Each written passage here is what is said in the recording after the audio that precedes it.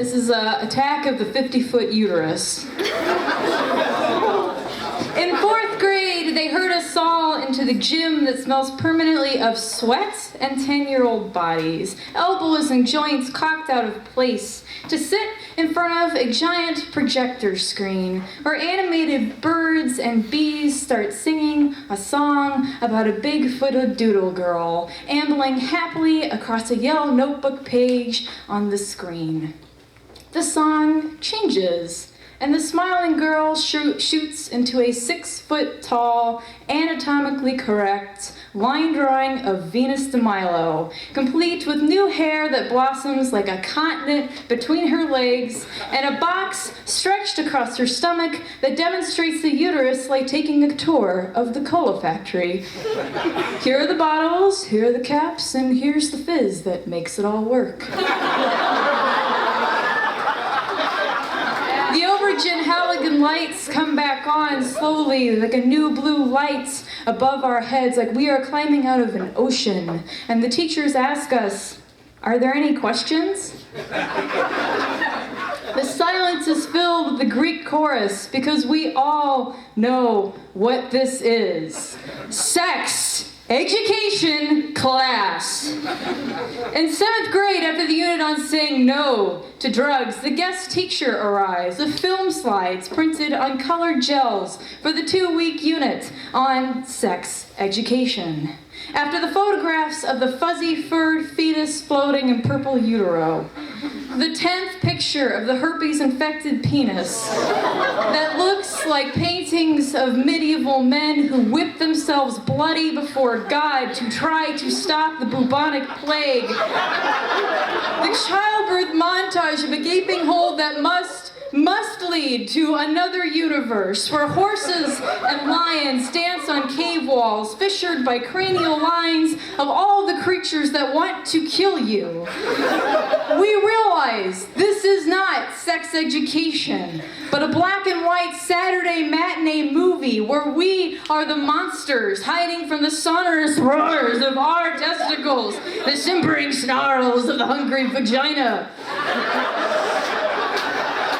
We learn all the ways to say no with the pickup lines worksheets. No, I don't want to have sex. No, I am not scared. No, I am not a chicken, because chickens have sex with whatever rooster comes around, and I don't do that.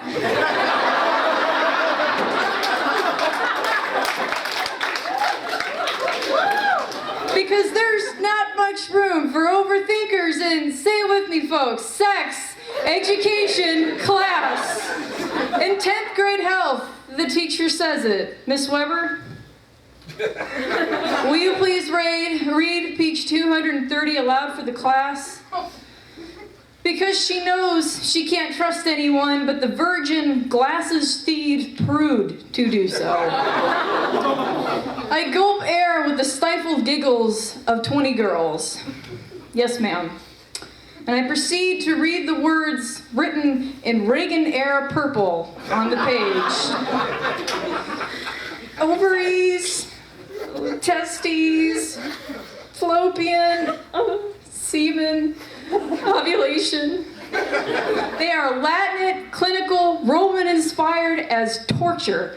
And I am turning bright red because it's a special kind of shame in, say it with me, sex education class.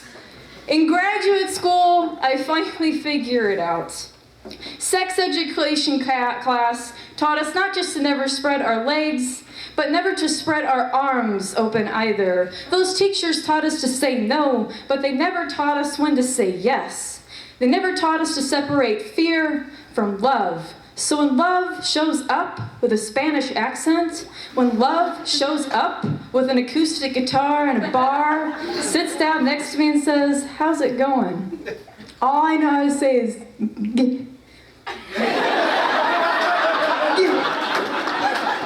I don't have sex with roosters.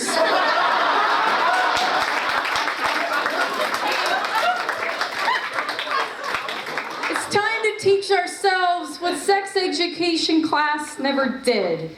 To reclaim the words and scream them in all shameless glory. Ovaries!